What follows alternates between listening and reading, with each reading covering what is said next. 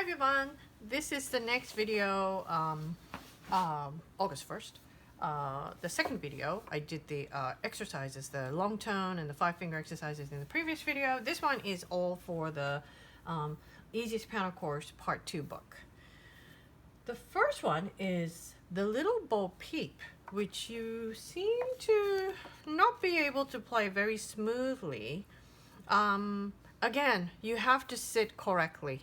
Don't let your feet dangle, put it on a stool and sit high enough, and don't let your hands do this. Your wrist should never be below the keyboard, it should be high.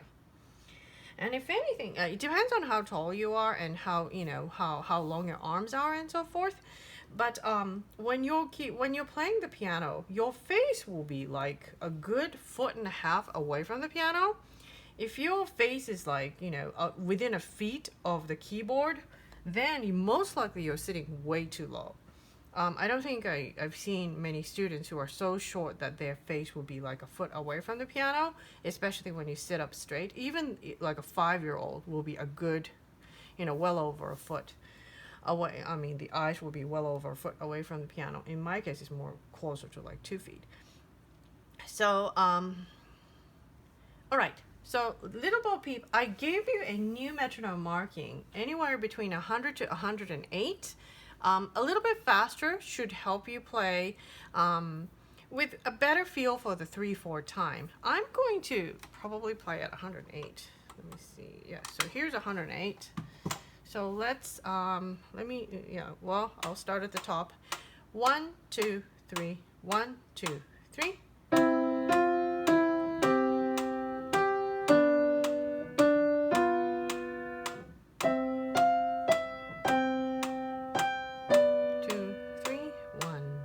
Rest. 2,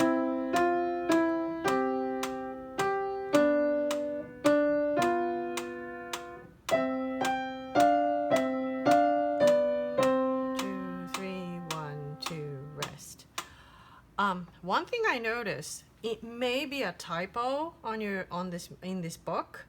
I wonder if you notice that at measure 4 there is a half note followed by a quarter rest for both right hand and left hand. At measure 12, you have a dotted half note, and then on the next count, you have to jump over. The right hand has to go up an octave. I'm going to suggest that you change that. So this is measure 12.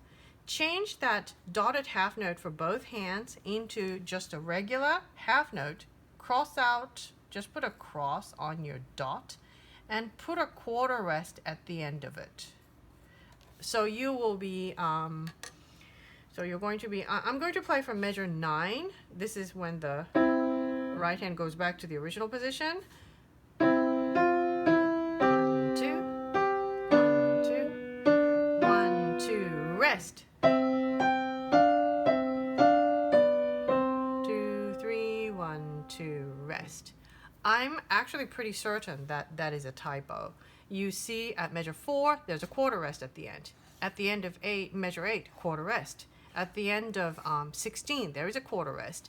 So I think the measure 12 should have had the quarter rest at the end. Okay, so I'm going to play one more time with the metronome 108.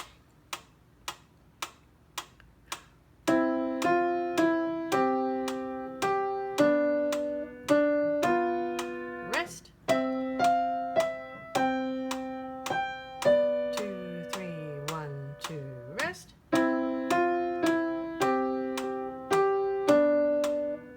1, 2, rest. 2, 3, 1, 2, rest. Okay, so that should help, at least that particular part. But still, I mean, your right hand should be able to that position to that position. So that octave, position change should be, should be effortless. If you put your wrist all the way down and you're putting your whole weight onto your piano, shifting position becomes impossible because you're putting so much of the motion up and down. Piano playing actually is more of a sideways moving thing. So for that, I really do want you to watch, the videos. If I do weekly listening videos, do watch them. That's the only way you actually have an experience of looking at the professionals play on video. Okay, so this is Little Bo Peep. Next, I'm going to do the chords that you seem to just, be struggling over. But finally, you got it. It's the key, the key signatures. The F sharp is a key of G.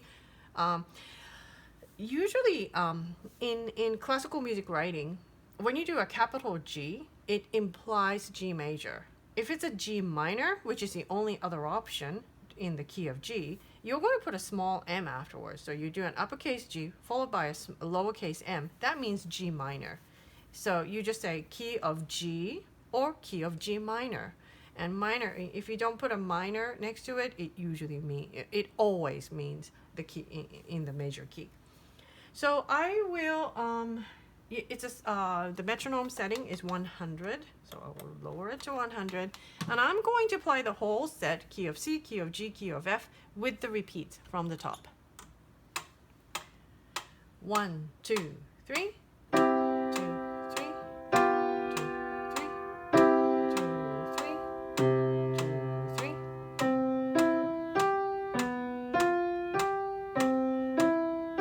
1, 2, repeat. 2, 3. 2, 3. 2, 3.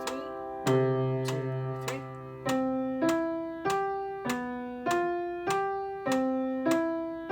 1, 2. Next one. 2, 3. 2, 3. 2, 3. 1, 2, 3.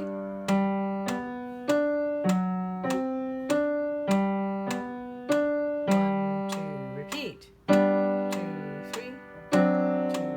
2, 3. 1, 2, 3.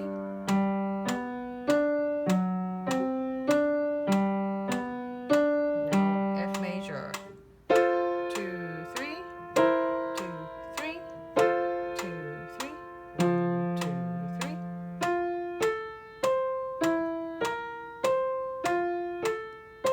1, 2. Repeat. 2, 3. 2, 3. 2, 3. 2, 3.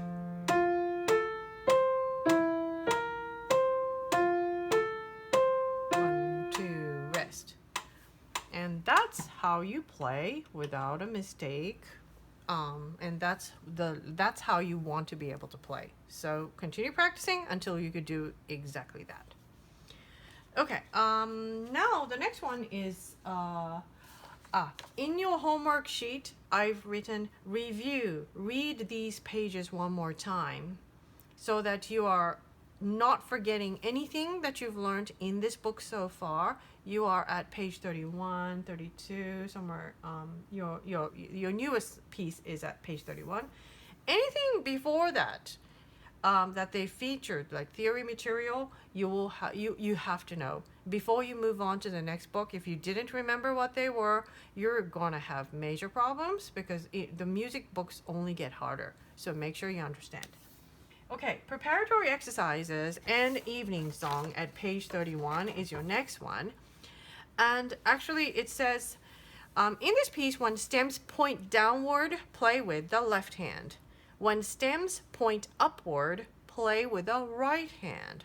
So in one clef and one staff, you are separating into the right hand part and the left hand part. In fact, this rule applies even to more advanced pieces of music. We always follow that instruction. Sometimes there's piano music that has like 3 staffs stacked on top of each other, and then the middle staff you share between the right hand and the left hand, and you will follow the same rule with that. Okay. So I'm going to go with the preparatory exercise first. I believe I don't have a metronome setting, so you can just pick whatever. Any tempo that is comfortable. Preparatory exercises are written all in half notes, so you're going to count 1, 2, 1, 2 for each one. And you have to know your hand position, right? Left hand, you've already found out, it's an E, G, with finger 1, 3. And then the upper notes are E, G also. You play with 1, 3. Okay? And it changes at measure 3. It goes to F, G. Okay. Now I will play the whole entire preparatory exercise and I will repeat it. Okay? 1, 2, ready, go. 1, 2, 1, 2, 1, 2, 1, 2, 1, 2, 1, 2, 1, 2, 1, repeat. 1, 2, 1, 2, 1, 2, 1, 2, 1, 2, 1, 2, 1, 2, 1, 2. Okay, so that's your preparatory exercise, and those are the exact same set of notes that you're playing in the evening song. And the evening song is probably not going to make much sense to you because, as it turns out, it's the teacher part that plays a melody line. As much as I like to play all of it together, my hands are not big enough to cover all the, yeah, no, I cannot. Well, maybe one of these days I'll just post a video of me playing with my daughter. She could play, she could play the student part for me. Okay, so the evening song. It's the same group of, same two, two patterns, right? You're playing E, G, or you're playing F, G. And it just kind of alternates. So, look at your music carefully. You can tell the difference between the third, the E, G version, because they're stacked on top of each other like this. And if it's slightly off to the side, it means that you're playing the F, G. And I always feel like that's the interval of a second, because there's this step apart, the neighboring notes. I say, remember it as a seedling that just sprouted and it has 2 leaves that came out of it. That's your seconds, the 2 leaves. Okay, so I will play the evening song once, and the tempo should be about 1, 2, 3, 4.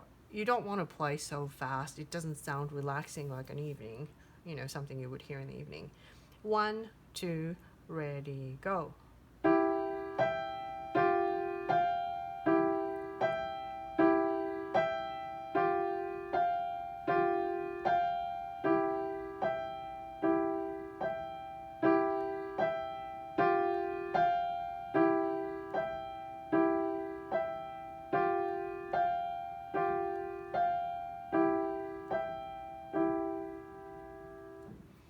So that's it. It's evening song, you don't want to play too loud either.